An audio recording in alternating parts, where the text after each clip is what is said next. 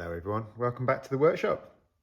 And what I want to talk to you today about is these interesting chisels here.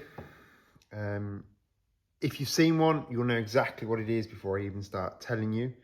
For those of you who've never seen one, they are actually quite interesting tools, and they're something that if you're manually fitting locks or you're doing a lot of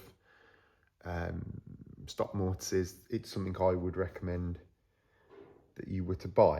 So what they are is they are lock mortise chisels, and they come in two formats.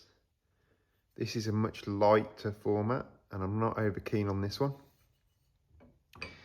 And then they come in these very heavy, lovely, heavy W Marples type. These real heavy swan neck ones would be what I would go for. Socketed. So this one's waiting to be restored. I've pulled this out of the to-do pile.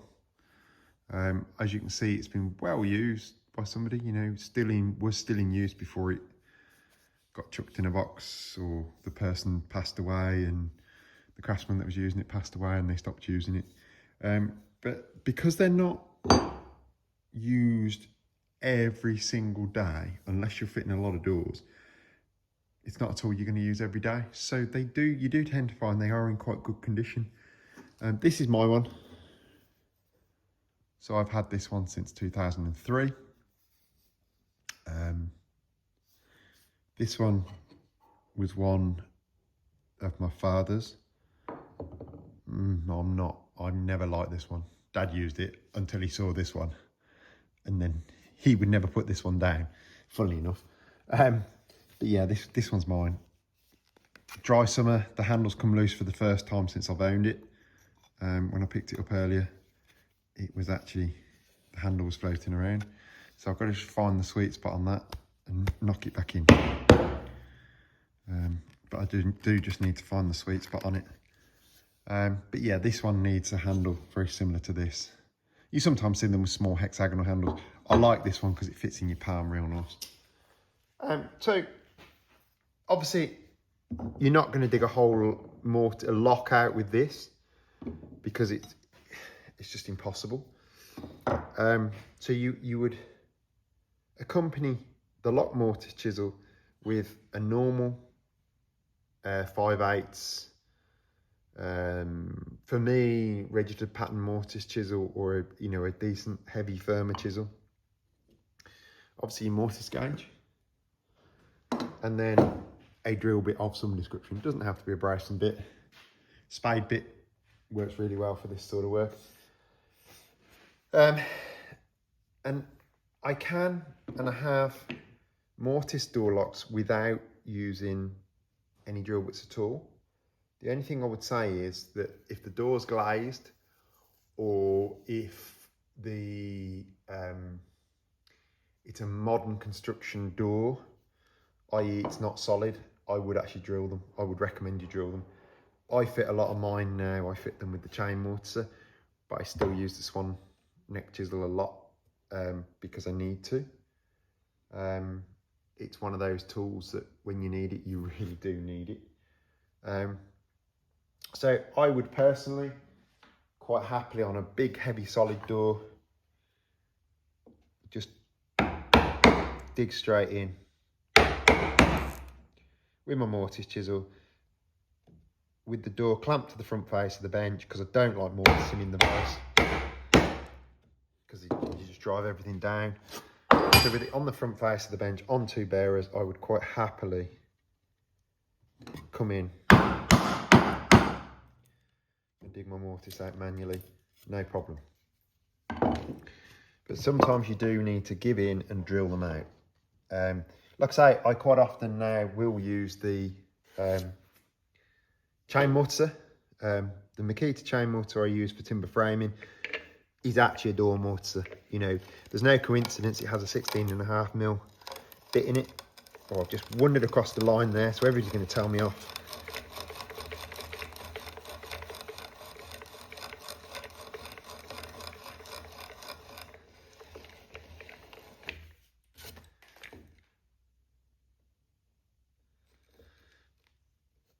wind it back the other way now, just to make it even. And the beauty of door mortises is they don't want to be over sloppy, but they don't actually want to be tight on the body of the lock anyway. Because it can give you problems later if the door shrinks a bit or whatever. You know, you can have real problems with them. So they don't want to be over tight. They don't want to be, you know, the lock doesn't want to be slopping about in the hole, admittedly, but they don't need to be so tight you're having to bang the lock into place.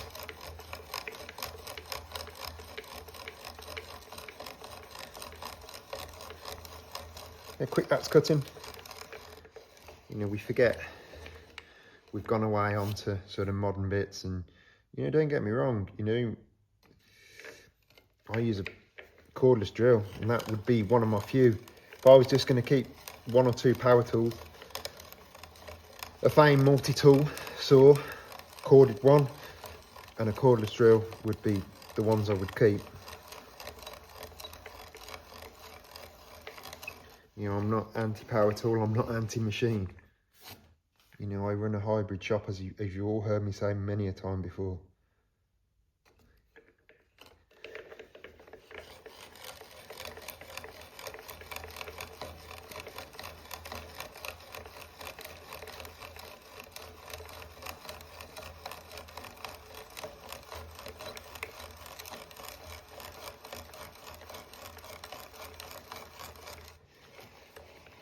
And that's going to be not very set at the bottom because I've not mounted my drill bit or anything.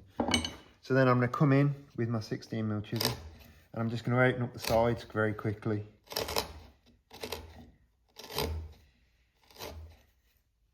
Because I don't need this waste in the way, and I've drilled it off. I wouldn't very often, if I was hand digging a mortise, I would never put the chisel long grain in.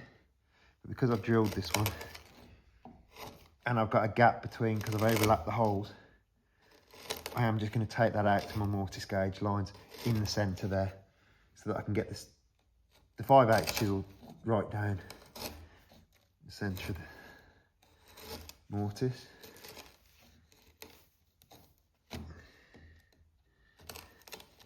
And now we get to a problem. In that, we have a hole that needs to have a flat bottom, and we can't roll on this end, okay? You can here because I've got a little bit of waste left, so I could actually roll a lot of that out with my chisel. But it's very difficult, especially when you've got a 3-inch deep lock body or longer. You know, bearing in mind some of the Victorian locks I do, they're 150mm the lock body depth. Whereas this bad boy will get in that hole. And you'll see I have left waste in the end of both mortars because it's not over deep. They do work better on deeper, you know, on a 3-inch deep mortise than they do on a 2-inch deep mortise. But obviously, for the purposes of a video, I don't want to have to dig out overly deep.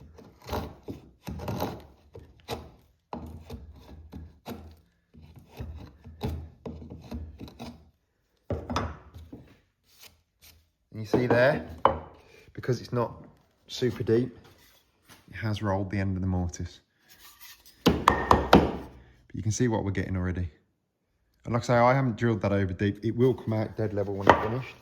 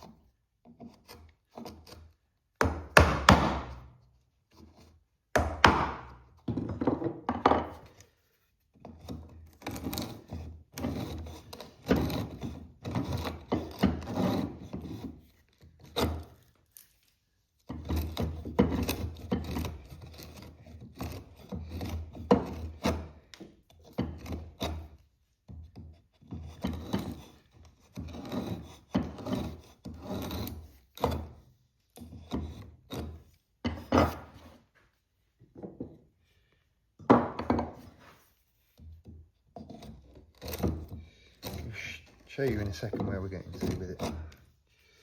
So now I've levelled up the bottom of the hole reasonably well. I mean, I am not, it's not a pretty mortise.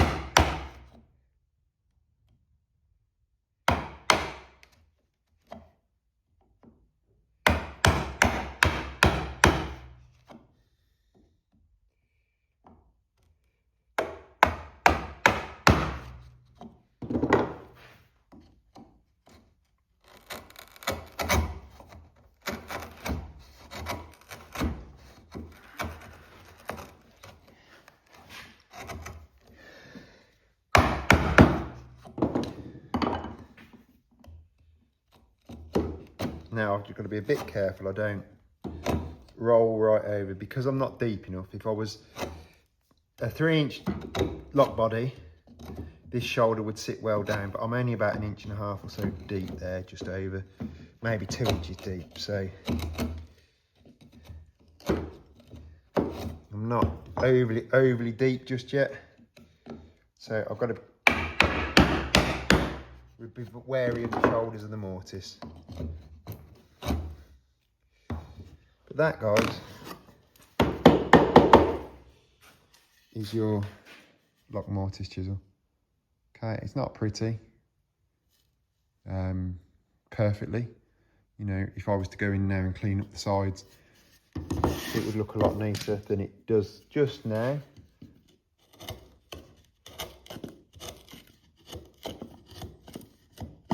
But you know, we often think, oh yeah, we've got to have this, we've got to have that, we've got to have a lock mortise jig, we've got to have, you know, a lot of expensive kit to dig these mortise lock bodies out, and really, yeah, we don't.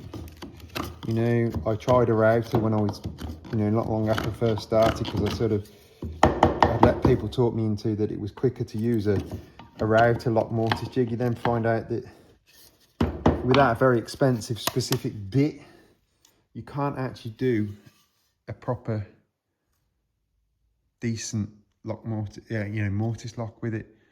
So I gave up with that very quickly and went back to this. And yeah, all right, I've bruised the ends here and here, but as I say, that is not very deep.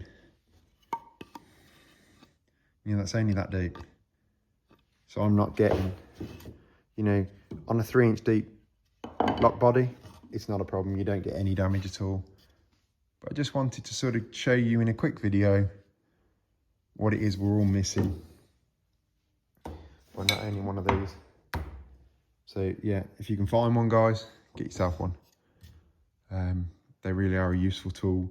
And again, if you're doing, you know, if you're doing big, flat-bottomed, narrow mortises, these are fantastic.